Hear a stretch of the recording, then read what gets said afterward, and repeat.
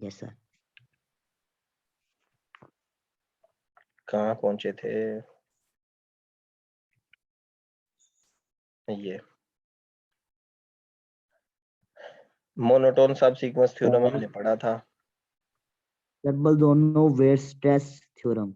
हाँ ये पढ़ा है ना हमने, इसको देखा है, इसकी यस एग्जांपल सर। भी हमने की है। जी सर।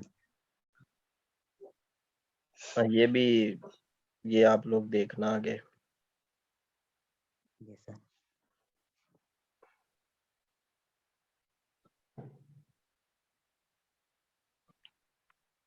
आगे ये आ गया काशे क्राइटेरियन। सबसे पहले नंबर पे देखे काशे सीक्वेंस क्या होती है। इसको आपने आम लफ्जों में इस तरह से याद रखना है कि एक सीक्वेंस काशे होगी अगर किसी भी नंबर के लिए कोई नेचुरल नंबर एच आपको मिल जाए कि टर्म्स का जो डिफरेंस है ना उस खास नंबर के बाद कोई सी दो टर्म्स का जो डिफरेंस है वो एप्सिलॉन स्ट्रिप में बंद हो जाए। बात समझ आ रही है? अभी यस ये सर। देखे ना, सीक्वेंस आपके पास इस तरह होती है, यहाँ पे नेचुरल नंबर्स होते हैं, यहाँ पे रियल नंबर्स होते हैं, सीक्वेंस की आउटपुट्स होती हैं 1 2 3। चलते चलते हम कह लेते हैं कि यहाँ पे हमें एच मिल जाएगा, तो एप्साइल अब 1 पे आंसर यहाँ पे आ रहा है, 2 पे आंसर आ रहा है जी यहाँ पे, 3 पे आ रहा है यहाँ पे, ठीक है, और 4 पे आंसर आ रहा है यहाँ पे। सीक्वेंस की आउटपुट्स की बात कर रहे हैं, जो एक्सएन होता है ना यस सर। वो। तो जैसे 1 पे यहाँ पे आ रहा है ना, ये x1 हो जाएगा, 2 पे आ रहा है यहाँ पे तो ये x2 हो जाएगा, 3 पे आ रहा है यहाँ पे तो ये x3 हो जाएगा, ठीक है, ये x4 हो जाएगा। तो ये इसके जो सीक्वेंस की आउटपुट्स हैं। अब अगर इनका दोनों का आपस में डिफरेंस अगर हम एप्सिलॉन स्ट्रिप यहाँ पे ले लेते हैं ना, अब फार्मूला ये बन रहा है देखें,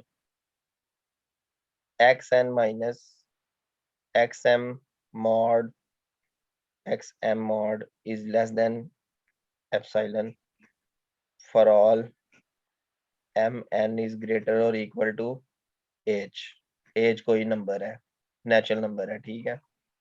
अब इस n के बाद जाहिर है ये भी कोई नेचुरल नंबर है ना, इस पे भी सीक्वेंस की कोई ना कोई आउटपुट होगी। इसके बाद ये h+1 होगा, यहाँ पे कोई आउटपुट आ गया जी यहाँ पे, फिर अगले अगले नेचुरल नंबर पे आउटपुट आ रही है यहाँ पे, उससे अगले नेचुरल नंबर पे आउटपुट, मतलब के गैप। अब ये देखें इसमें और इसमें वाई एक्सिस पे देखना है, वाई एक्सिस पे कितना गैप है यहाँ से लेके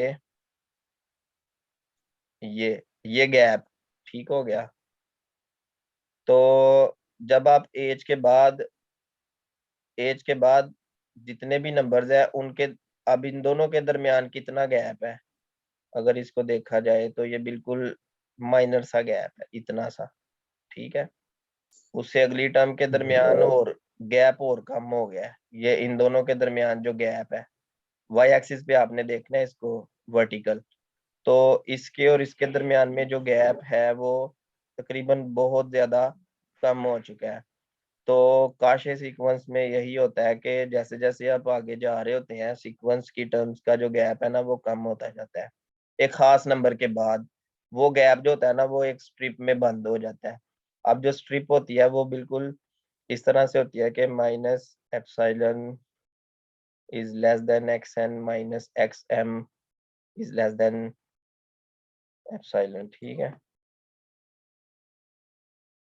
तो ये आ गया xm plus epsilon is less than xn is less than epsilon plus xm।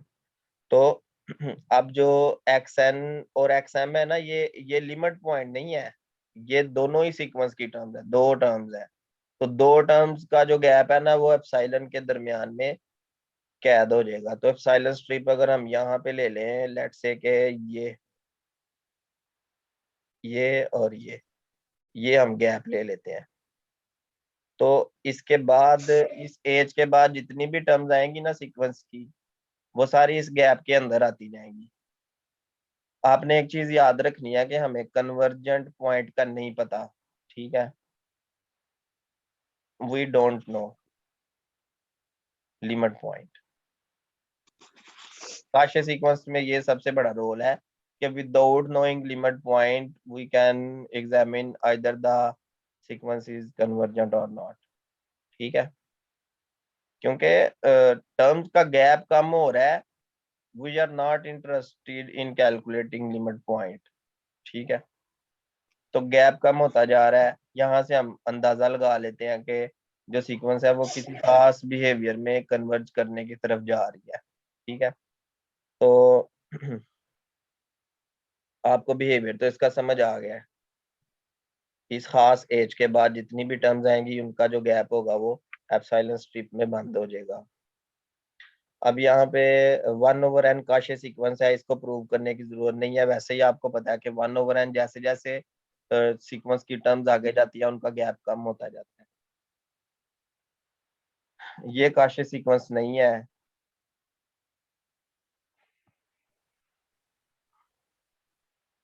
अब ये देखें, अगर एक सीक्वेंस जो है कन्वर्जेंट है तो वो काशे जरूर होगी,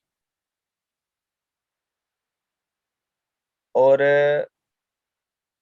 एक सीक्वेंस जो है अगर काशे होगी तो वो बाउंडेड जरूर होगी। अब देखें, ये इंपॉर्टेंट बात है, अब ये मेरे जेहन में आ रहा था पहले भी, ये ऐसा क्राइटेरिया है कि अगर कोई सीक्वेंस कन्वर्जेंट है तो वो काशे है लेकिन रियल नंबर्स की, और अगर वो काशे है तो वो कन्वर्जेंट भी होगी क्योंकि इफ एंड ओनली इफ है। लेकिन मीट्रिक स्पेस में ऐसा नहीं होता। जो मैं आपको बताना चाह रहा था ना पहले, वो यही बात थी कि मीट्रिक स्पेस में Yes, sir. Sequence in a metric space, ठीक है, इन अ मीट्रिक स्पेस, यहाँ पे रियल नंबर की जगह पे मीट्रिक स्पेस वाला वर्ड आ जाएगा, तो वो इफ एंड ओनली इफ नहीं होगा, ठीक है। जी सर। मतलब जी सर। काशे हर हर कन्वर्जेंट सीक्वेंस जो होती है ना वो काशे जरूर होती है मीट्रिक स्पेस में, लेकिन हर काशे सीक्वेंस जो है वो कन्वर्जेंट नहीं होती, जी सर। ठीक है। वही आपके वाली बात है कि जो 1/n है ये काशे सीक्वेंस है, ये रियल नंबर्स में भी काशे सीक्वेंस है, मीट्रिक स्पेस में भी काशे सीक्वेंस है। लेकिन अगर 1/n को हम इस सेट में ले लें 0 से 1, दोनों तरफ से चाहे ओपन कर ले, ठीक है, या 1 से क्लोज कर ले, तो अब ये जो सीक्वेंस होगी काशे होने के साथ साथ कन्वर्जेंट भी होगी, लेकिन 0 को कन्वर्ज करेगी लेकिन कन्वर्जेंट एक्स में नहीं होगी। जी सर। लेकिन अगर हम फंक्शनल एनालिसिस में देखें, कन्वर्जेंट सीक्वेंस की डेफिनेशन देखें, तो वहां पे क्लियरली उसने लिखा हुआ है कि एक सीक्वेंस कन्वर्जेंट कब होती है, जब वो जिस पॉइंट पे कन्वर्ज करे वो वो पॉइंट उसमें शामिल हो। एक्स का ही पॉइंट हो। ये देखें, ये कन्वर्जेंस की यस सर। डेफिनेशन है उसमें, ये बाद में हम पढ़ेंगे, जरूर इसको करेंगे, लेकिन इससे पहले रियल एनालिसिस का आना बहुत जरूरी है आपके लिए, ठीक जी है। सर। अभी हम रियल एनालिसिस में, रियल एनालिसिस में ये रिजल्ट ट्रू है इफ एंड ओनली इफ के साथ, लेकिन मीट्रिक स्पेस में ये रिजल्ट ट्रू नहीं है, इसलिए आपने कंफ्यूज नहीं होना। सही हो गया, कन्वर्जेंट है तो जी काशे सर। है, काशे है तो कन्वर्जेंट है, दैट्स इट। अच्छा, ये जो सीक्वेंस है ये रिकर्सिवली डिफाइंड है, ये रिकर्सिवली डिफाइंड सीक्वेंस है। तो रिकर्सिवली डिफाइंड सीक्वेंस के बारे में उन्होंने क्या बोला हुआ है, इसको थोड़ा सा आगे जाके देखते हैं। तो ये जो रिकर्सिवली डिफाइंड सीक्वेंस है ये काशे सीक्वेंस है, ये बहुत इंपॉर्टेंट, इसको आपने ध्यान में रखना है, ये मल्टीपल चॉइस के तौर पे भी आ सकती है। आपने अभी तक जितनी भी सीक्वेंसेस को प्रीवियस सारी एग्जांपल्स में देखा है ना, वो सीधी सीधी डिफाइंड होती है, डायरेक्ट डिफाइंड होती है, लेकिन ये वाली सीक्वेंस जो है ना वो फार्मूला के तौर पे डिफाइन की गई है। इस फार्मूला की मदद से इस सीक्वेंस को उसने यहाँ पे प्रूव तो किया हुआ है, आप प्रूव ना करें तो आप ध्यान में रखें कि ये जो सीक्वेंस है ना ये काशे सीक्वेंस है, तो ये कन्वर्जेंट है। और उन्होंने इसकी कन्वर्जेंस भी फाइंड की हुई है, 5/3 को कन्वर्ज कर रही है, ठीक है। और ये एक और सीक्वेंस है, ये देखें, y1 y2 गिवन है, और y1 y2 और ये yn तक ऐसे ही है फार्मूला, ठीक है, ये रिकर्सिवली डिफाइंड नहीं है। तो हमने देखना है कि ये काशी है या नहीं। तो सबसे पहले नंबर पे ये सीक्वेंस मोनोटोन नहीं है, ये उसने चेक किया हुआ है। उसके बाद मोनोटोन तो नहीं है, लेकिन ये काशे जरूर है। तो देखें, आपको एक ऐसी एग्जांपल मिल गई है कि कोई ऐसी सीक्वेंस बताए जो मोनोटोन ना हो लेकिन काशे हो। तो वो ये आप अपने ज़हन में रख सकते हैं इस एग्जांपल को। और क्या ये कन्वर्जेंट होगी? क्योंकि देखें ये काशे सीक्वेंस है तो ये कन्वर्जेंट जरूर होगी, ठीक है। ये रिजल्ट्स जो आपने ज़हन में रखे हुए हैं ना, इसके थ्योरम्स, वहां से ही आपके पास रिलेशन बनते जाएंगे आगे। और पीपीएससी की तैयारी करना तो सबसे ज्यादा इजी काम है। इसमें आपको प्रूव नहीं करना पड़ता, आप थोड़े टाइम में जो है ना ज्यादा नॉलेज गेन कर लेते हैं।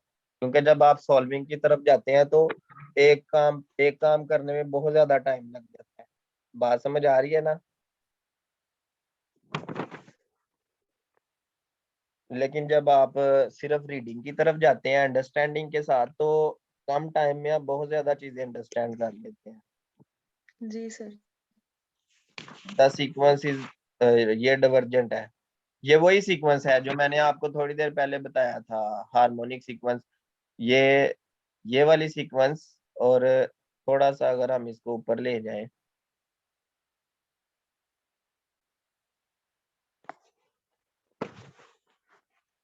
थोड़ी देर पहले हमने किया था इसको।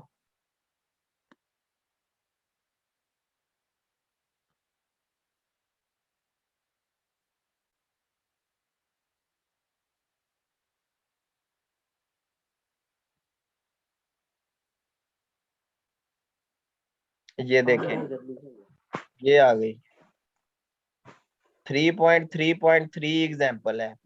3.3.3 एग्जाम्पल का बी पार्ट, यहाँ पे जस्ट हमने ये शो किया हुआ है कि ये डिवर्जेंट है, ठीक है। माइक ऑफ कर लें। यहाँ पे हमने ये शो किया हुआ है कि ये डिवर्जेंट है, और आगे जाके काशे वाले टॉपिक में ये एग्जांपल दोबारा से आई है, उसमें हमने काशे भी इन्वॉल्व किया होगा। यहाँ पे देखा जाए तो इसको चेक कर रहा है वो, ये काशे नहीं है क्योंकि डिवर्जेंट थी ना। सर ये तो सर ये डिवर्जेंट नहीं है सीरीज तो नहीं है। काशे भी नहीं होगी। जी सर ये सीरीज नहीं है, 1 1 नहीं प्लस नहीं नहीं 1 और 2। नहीं, सीरीज सीरीज नहीं है, ये सीक्वेंस है। पता है कैसे? Yes sequence sir. सीक्वेंस में ना, ये सीक्वेंस कुछ इस तरह से डिफाइंड है। इसकी जो पहली टर्म है ना वो 1 है, तो उसके बाद यहाँ पे कॉमा लगा दो। इसकी जो दूसरी टर्म है वो 1 + 1/2 है, फिर यहाँ पे कॉमा लगा दो। तीसरी टर्म 1 + 1/2 + 1/3, इस तरह से फिर कॉमा लगा दो। और ये इस तरह से, मतलब जैसे सीक्वेंस की अगली टर्म आती है ना, उसमें एक नंबर बढ़ता जा रहा है। नहीं समझे? Yes sir. ये इस तरह से है, पहले 1 है, फिर ये क्या होता है 1.5 होता है, और ये क्या होता है 1.8 समथिंग होता है, ठीक है। जी सर। हार्मोनिक सीक्वेंस कन्वर्जेंट नहीं हो सकता ना। हार्मोनिक सीक्वेंस ये इधर यही दिया हुआ है ना उसमें, ये इस सीक्वेंस को हार्मोनिक सीक्वेंस कहते हैं। और ये बिल्कुल इसका तल्लुक हार्मोनिक सीरीज से भी बन जाता है। ये जो सीरीज है ये डिवर्जेंट होती है। जी सर। अच्छा, ये आगे एक डेफिनेशन आ गई है, कॉन्ट्रैक्टिव क्या होती है सीक्वेंस। सीक्वेंस कॉन्ट्रैक्टिव क्या होती है? तो x xn+2 - xn+1 is less और इक्वल टू सी। सी कोई एक नंबर होता है, ठीक है। अच्छा, ये जो डेफिनेशन है ना, मैं आपको थोड़ा सा इसके बारे में बता दूं कि इस डेफिनेशन से एक न्यू कोर्स बनता है। पूरा कोर्स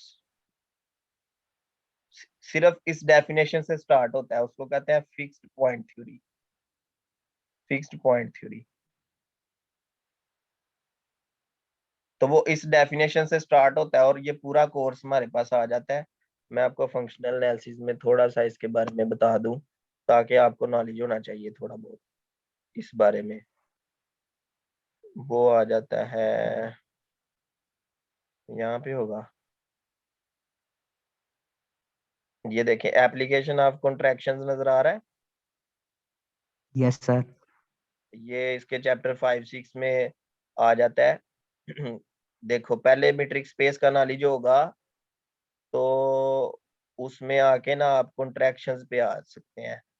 ये जो कॉन्ट्रैक्शन पे आ रहा है ना, वो इसका बिल्कुल वही चक्कर है यहाँ पे कि आपको यहाँ पे इसकी कन्वर्जेंस का पता होगा ना, रियल एनालिसिस में रियल कन्वर्जेंस इसका, तो फिर आप इस कॉन्ट्रैक्शन को देख सकेंगे। कॉन्ट्रैक्शन की ये डेफिनेशन होती है, xn+2 दो टर्म्स का जो डिफरेंस होता है उसकी इससे इससे जो प्रीवियस दो टर्म्स का डिफरेंस होता है ना, उनके दरमियान में कोई ना कोई कांस्टेंट एग्जिस्ट कर जाता है।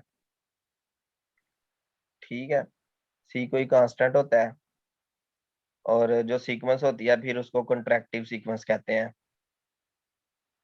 और हर कॉन्ट्रैक्टिव सीक्वेंस जो होती है वो काशे सीक्वेंस होती है। मैं आपको कोई एग्जांपल देता हूँ या शायद इधर कोई एग्जांपल हो कॉन्ट्रैक्टिव सीक्वेंस की।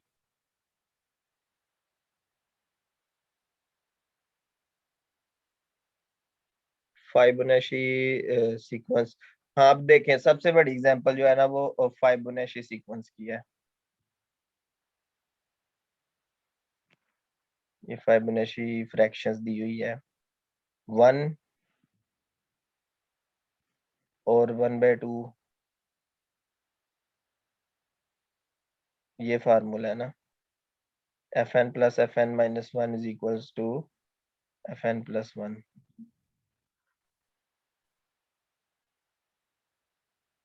ये तो डिवाइड इसको, ये तो जरा मुश्किल एग्जांपल है, कोई इजी एग्जांपल देख के तो हम इसको समझते हैं। एक सेकंड, मेरे पास एक बुक है, मैं आपको वहां से इसके बारे में थोड़ा सा बताता हूँ। एक सेकंड वेट करें जरा। Yes sir. ये बुक बहुत अच्छी है, मैं आपको सेंड कर दूंगा। ठीक है, लेक्चर ये जब खत्म होगा ना फिर खत्म हो जाएगा, ये लास्ट सेशन है। आज का लेक्चर इस सेशन के बाद खत्म हो जाएगा थोड़ी देर तक।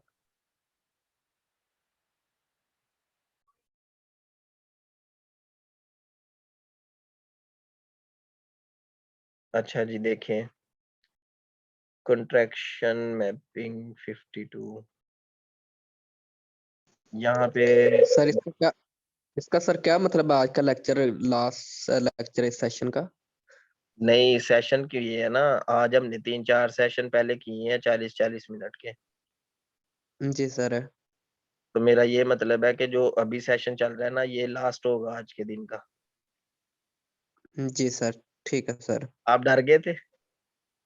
नहीं नहीं सर, डर नहीं गया था। नहीं, वैसे आप कह रहे होंगे पता नहीं क्या हो गया हाँ जी सर, ऐसे क्लियर नहीं हुई थी बात। है।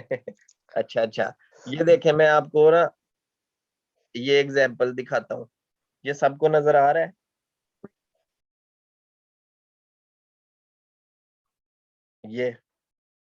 ये दो टर्म्स है, cos x minus cos y।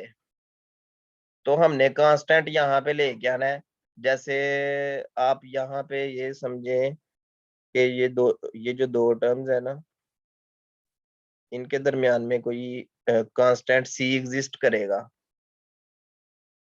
c यहाँ पे एग्जिस्ट करेगा इन दो टर्म्स के वजह से।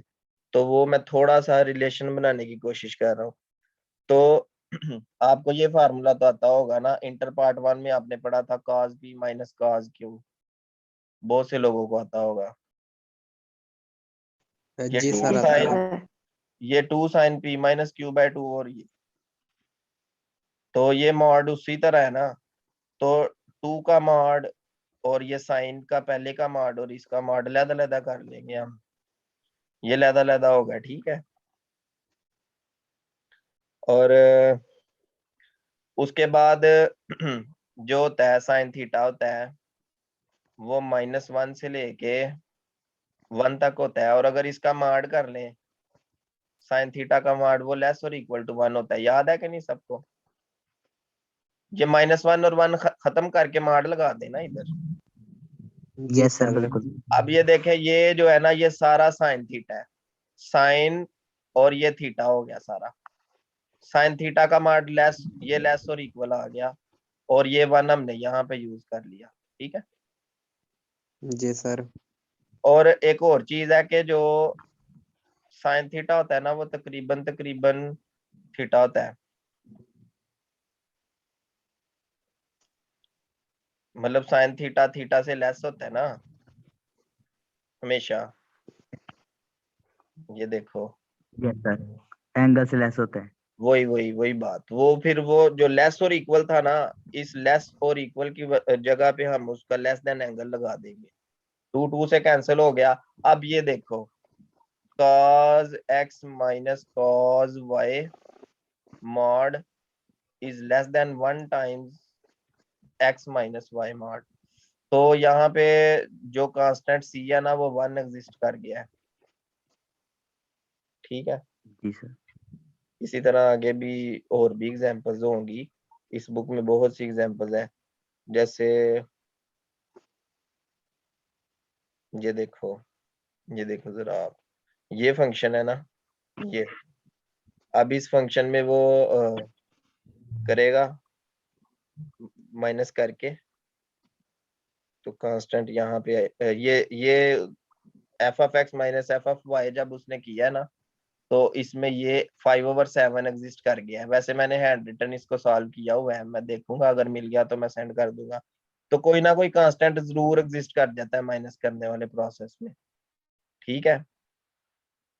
यस तो ये कॉन्ट्रैक्टिव, आपने बस ये ध्यान में रखना है कि जो कॉन्ट्रैक्टिव सीक्वेंस होती है वो काशे होती है, और काशे होने की वजह से वो कन्वर्जेंट भी होती है। इसका मतलब है हर कॉन्ट्रैक्टिव सीक्वेंस क्या होगी, कन्वर्जेंट भी होगी। ठीक हो गया।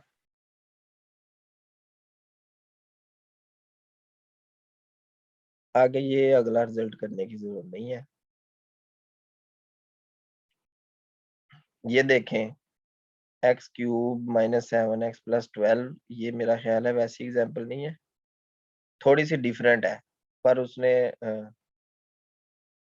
इस एग्जाम्पल में भी, अब इस एग्जाम्पल में जो कांस्टेंट है ना, वो 3/7 एग्जिस्ट कर गया। नजर आ रहा है? आप इसको ट्राई कीजिएगा ना, कोशिश कीजिएगा, आपको मिल जाएगा कांस्टेंट। और अगर लोगों ने न्यूमेरिकल एनालिसिस पढ़ा हो, सबने पढ़ा होगा न्यूमेरिकल एनालिसिस, जरा मुझे ये यस बताएं, सर। न्यूमेरिकल एनालिसिस सबने पढ़ा है?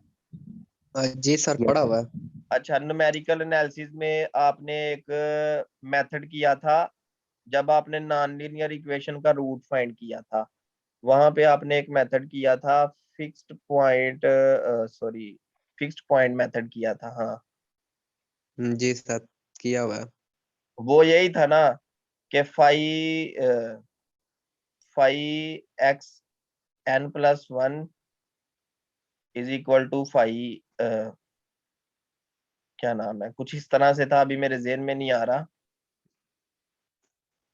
सर हमारे में भी नहीं आ रहा। मैं आपको, मेरे जेहन में आ गया, मैं आपको बता देता।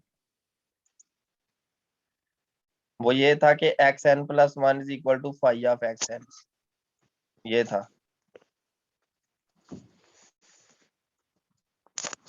तो इसमें आपने जब रूट फाइंड किया था, तो आप हर आने वाली वैल्यू को पुट करते जा रहे थे फंक्शन में, और वैल्यू चेंज होती जा रही थी। आइटरेटिव मेथड होता है ना ये, आइटरेटिव मेथड। तो उसने यहाँ पे आइटरेटिव ना, मेथड, यस सर। आइटरेटिव, तो उसने देखें यहाँ पे आइटरेटिव मेथड अप्लाई करके ना x2, फिर x2 को फंक्शन में पुट किया है यहाँ पे, फिर x3 आ गया, फिर x3 को इधर पुट किया तो x4 आ गया, x4 पुट किया तो x5 आ गया। अब देखें यस x5 और x6 में जो है ना, वो 3 डिजिट, बल्कि 1 2 3 4 5 डिजिट पहले रिपीट हो रहे हैं, तो अप टू 5 डेसिमल प्लेसेस ये इसका रूट है 0.28916। तो असल में जो होते हैं ना कॉन्ट्रैक्टिव मेथड्स, वो रूट फाइंडिंग में आगे जाके न्यूमेरिकल एनालिसिस में हमारी बहुत हेल्प करते हैं। ठीक है, x cube minus 7x plus 2, इसको उसने सॉल्व किया है, इस इक्वेशन को, इसका रूट फाइंड किया है, मतलब उसने x की वैल्यू फाइंड की है जो इसमें पुट की जाए और आंसर 0 आ जाए। और ये कॉन्ट्रैक्शन के जरिए ही होता है, कॉन्ट्रैक्टिव मेथड्स के जरिए ही।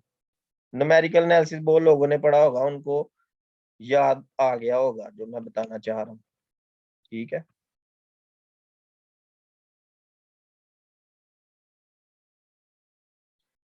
ठीक है, आज इतना काफी है।